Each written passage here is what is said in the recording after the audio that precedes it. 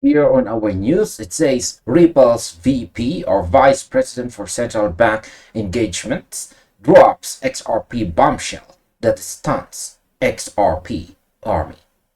So, did the Ripple executive just reveal the secret code for global money?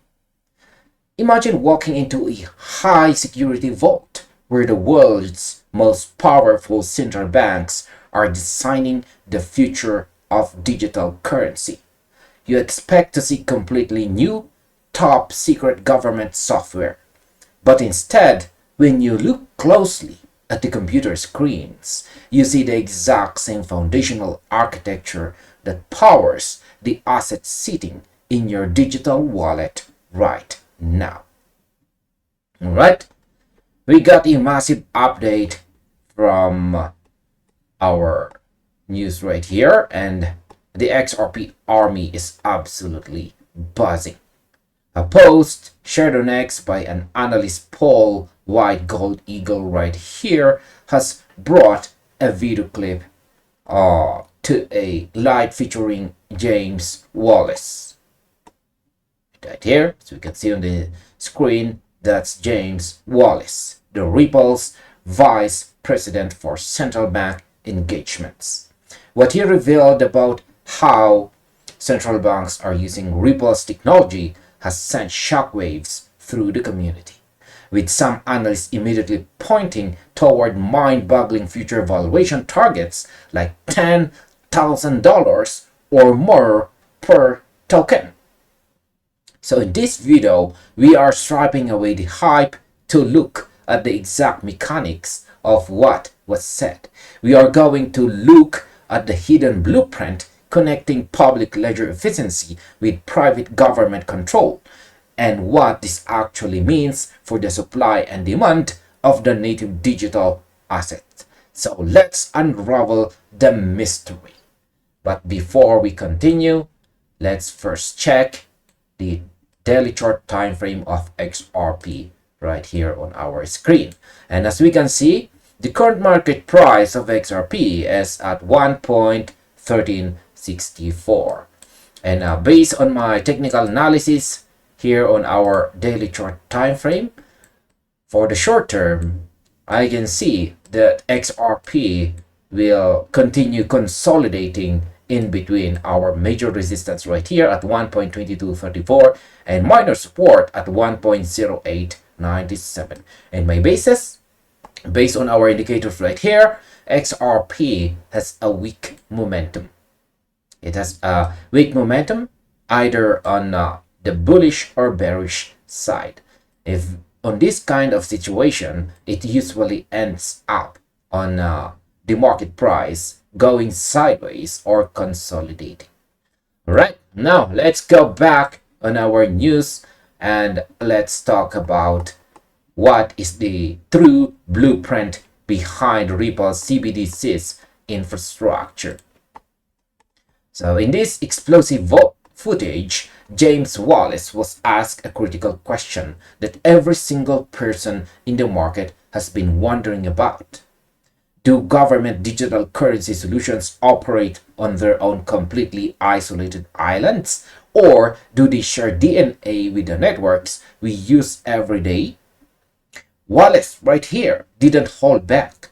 He explained that Ripple's central bank digital currency technology is built as a private network, but it is entirely based on public blockchain technology.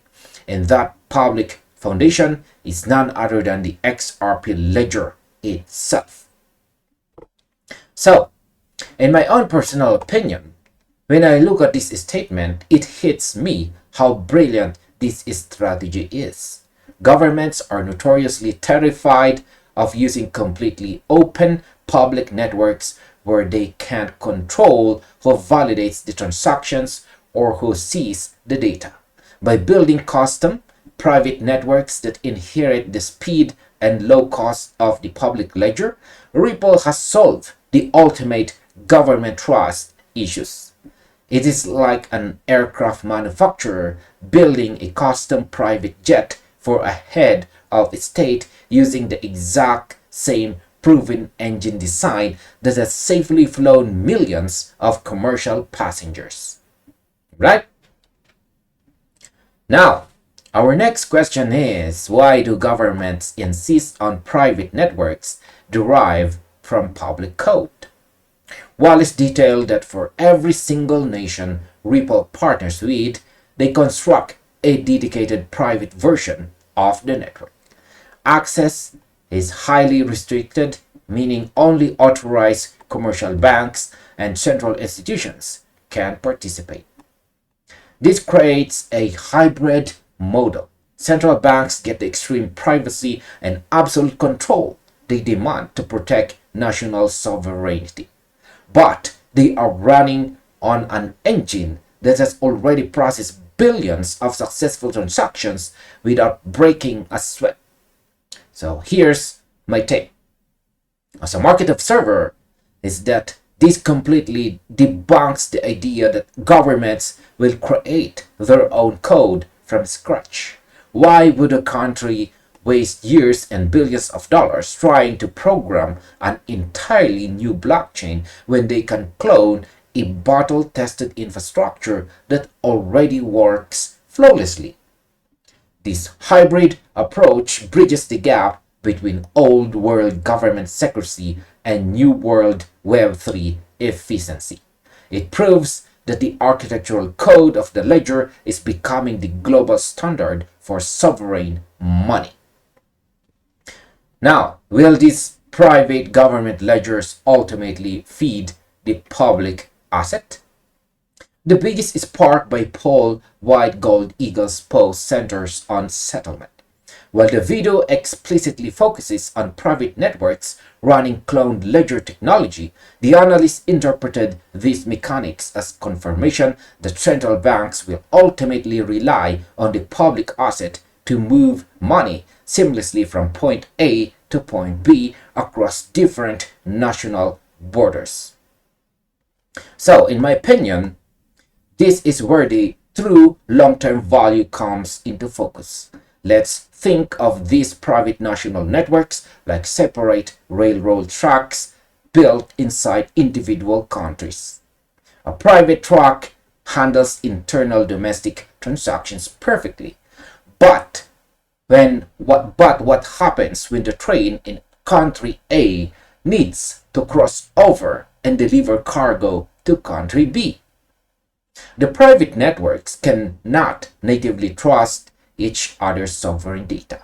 They need a neutral, highly liquid bridge asset to settle the value instantly without carrying currency exchange risk. That neutral bridge is exactly what the public token was designed to be. Even if they use private clones internally, global interconnectedness naturally funnels the ultimate settlement back to the primary public asset. Right? Now, how does this shift the global narratives surrounding asset value? The sheer scale of central banks adopting this specific framework is what drives eye-watering predictions like $10,000 per token within the community. When you realize that the global cross-border settlement market moves trillions of dollars every single day, the math changes completely.